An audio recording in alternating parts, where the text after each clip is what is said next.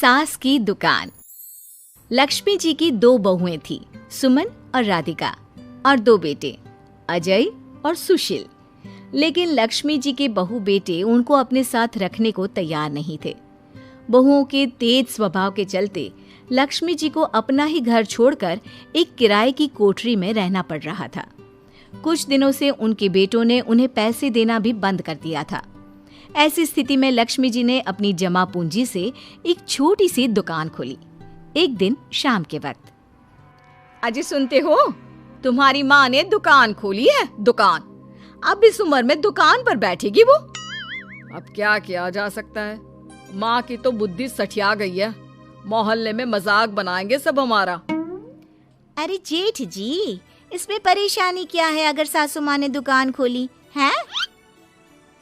हाँ, राधिका ठीक तो कह रही है। अपनी दुकान पर बैठी रहेगी, कम से कम हमें परेशान तो नहीं करेंगी। हाँ, वैसे बात तो ठीक है। खुद के 2 पैसे कमाएंगी तो कभी कभार हमें जो खर्चा देना पड़ता है ना, वो भी देने से बच जाएंगे हम लोग। फिर किस बात की परेशानी, खोलने दो माँ को दुकान, हमें क्या।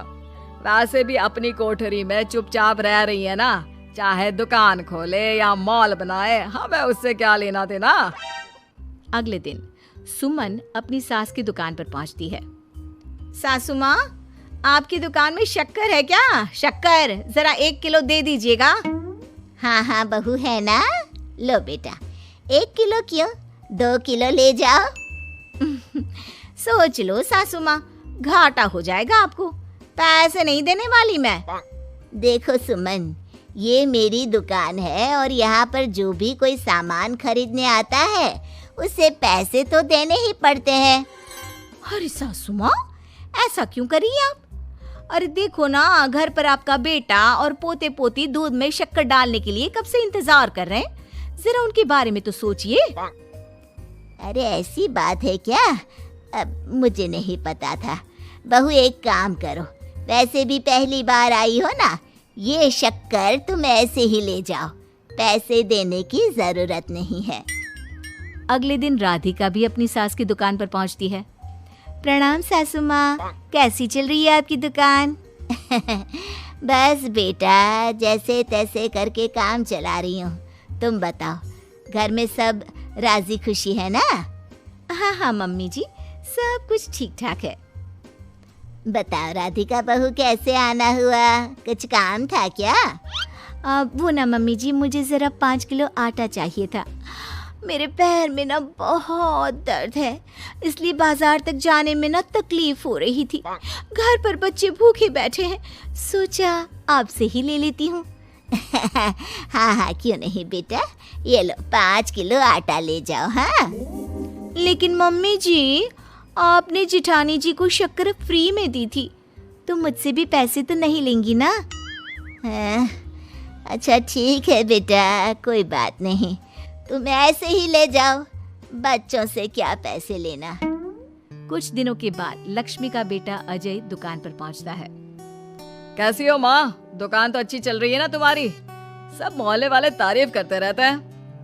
अब क्या करूं बेटा, तुमने तो मुझे सहारा दिया नहीं, गरीब माँ को घर से बाहर निकाल दिया। कुछ तो करना पड़ेगा ना अपना पेट पालने के लिए। वो माँ ना बहुओं की बहुत चिक चिक रहती थी। अब देखो कितनी अच्छी जिंदगी है तुम्हारी, खुद कमाती हो, खुद खर्च करती हो, इससे अच्छी भला कोई जिंदगी हो सकती है क्या? हाँ बेटा, दिल को बहलाने के लिए तुम्हारी ये बात भी सही है, लेकिन कोई बात नहीं बेटा, मैं खुश हूँ। अच्छा माँ, मैं क्या कह रहा था, जरा 500 उधार तो दे देना। कमाल की बात है बेटा, तुम मुझसे पैसे उधार मांग रहे हो, तुम्हारे पास पैसों की क्या कमी है? अरे माँ, इस महीने की तनख्वाह नहीं आई और आप तो अपनी बहू को जानती है ना, उसे शॉपिंग करनी है, जल्दी वापस लौटा दूंगा माँ। ठीक है बेटा, ये लो 500 रुपए, लेकिन देखो कुछ दिनों में वापस दे देना, मुझे अपनी दुकान के लिए माल भी तो खरीदना है। हाँ हाँ ठीक है माँ, जल्दी पैसे लौटा दूंगा। बहुत दिनों तक अजय अपनी माँ लक्ष्मी के पैसे वापस नहीं देता और सुमन और राधिका बार बार किसी न किसी बहाने से अपनी सास लक्ष्मी की दुकान से बिना पैसे दिए खूब सारा सामान ले आती है, जिसकी वजह से लक्ष्मी को अपनी दुकान में बहुत घाटा होता है। फिर एक दिन जब राधिका सामान लेने के लिए लक्ष्मी की दुकान पर पहुंचती है, सासू माँ, जरा वो 1 किलो दाल तो देना। नहीं बहू, अब मैं तुम्हें या सुमन को कोई सामान फ्री में नहीं देने वाली। तुम लोगों ने कभी कोई मदद नहीं की मेरी, उल्टा मेरी दुकान से फ्री का सामान ले जाकर मुझे मुश्किल में डाल दिया है। लेकिन मम्मी जी, हम तो आपके बच्चे हैं ना। अगर इतना ही मेरे बच्चे हो तो फिर मुझे घर से बाहर क्यों निकाल दिया? देख बहू, अब मैं तुम्हें 1 रुपए का सामान भी फ्री में नहीं दूंगी। और जाकर सुमन को भी कह देना, आए दिन तुम्हारा पति मुझसे उधार ले जाता है और वापस भी नहीं लौट आता। राधिका गुस्से में घर वापस आती है। घर आने के बाद, क्या हुआ राधिका, बहुत गुस्से में लग रही हो तुम? सासू माँ की दुकान पर गई थी ना? सासू माँ का तो कुछ करना पड़ेगा, जब से ये दुकान खोलकर बैठी है। अक्कड़ तो देखो उनकी। अरे लेकिन हुआ क्या है? होना क्या है, दाल लेने गई थी, मुझे 4 बातें सुनाकर उल्टा भेज दिया, कुछ दिया भी नहीं। ये तो सासू माँ ने ठीक नहीं किया। देखो मेरे पास ना एक बहुत अच्छा प्लान है। कैसा प्लान भाभी? हम अपनी सासू माँ की दुकान में किसी चोर से कहकर चोरी करवा देते हैं और सारा सामान अपने घर मंगवा लेंगे। उसके बाद हमारे पास फ्री में सामान भी आ जाएगा और सासू माँ की अकल भी ठिकाने आ जाएगी। ठीक है भाभी, मैं आपका पूरा साथ दूंगी। आप जल्दी से ये काम करवा दीजिए। और 2 दिनों के बाद सुमन और राधिका एक चोर से मिलकर लक्ष्मी की दुकान में चोरी करवा देते हैं। हे भगवान, ये क्या हो गया? इस उम्र में जैसे तैसे अपना गुजारा कर रही थी, लेकिन चोर मेरा सारा सामान लेकर चले गए। अब क्या होगा? तभी वहां पर राधिका और सुमन पहुंच जाती है। क्या हुआ सासू माँ, बहुत दुखी लग रही हैं आप।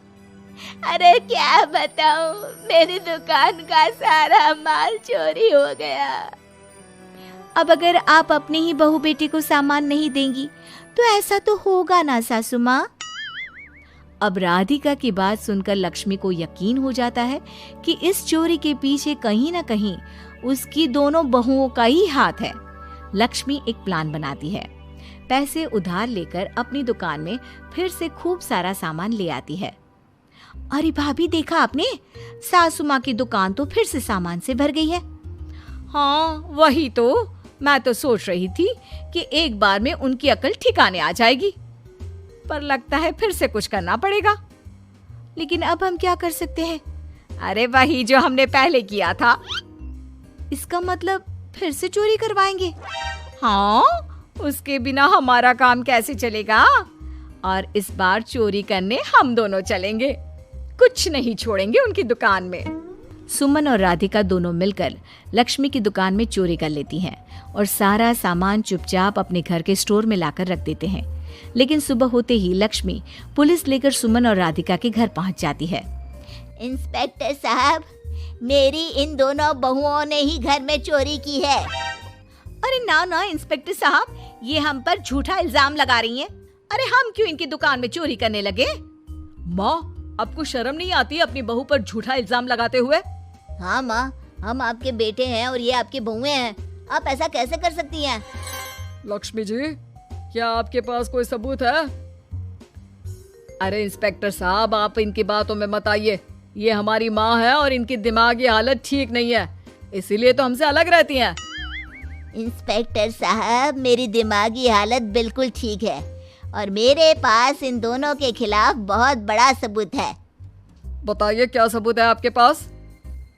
आप जरा मेरी दोनों बहुओं के हाथ पानी से धुलवा दो, फिर सब कुछ साफ साफ पता चल जाएगा। अरे हाथ पानी से धोने से क्या होगा माँ? आप दोनों मेरे सामने अपने हाथों पर पानी डालिए। जैसे ही राधिका और सुमन अपने हाथ पानी में डालती हैं, उनके हाथों का रंग लाल हो जाता है और ये देखकर सब लोग हैरान रह जाते हैं। अरे ये क्या, तुम्हारे हाथों का रंग अचानक से लाल कैसे हो गया? क्योंकि मैंने अपनी दुकान के सारे सामान पर एक तरह का केमिकल लगा कर रखा था। मुझे पता था जो भी चोरी करने आएगा वो सामान को अपने हाथों से उठाएगा और उसके हाथों पर रंग लग जाएगा। अरे माँ, आप तो बहुत चालाक निकली। इसे चालाक नहीं बेटा, बुद्धिमान कहते हैं। और जिसके तुम्हारे जैसे बहू बेटे हो उसे थोड़ा बहुत तो अपनी अकल से काम लेना ही पड़ता है ना। शर्म नहीं आती आप लोगों को अपनी ही माँ को परेशान करते हुए? हमें माफ कर दीजिए सासू माँ, हम आइंदा ऐसी गलती कभी नहीं करेंगे। और हाँ, आपको अपने साथ रखेंगे, आपकी सेवा करेंगे और पूरी इज्जत भी देंगे। हमें माफ कर दीजिए।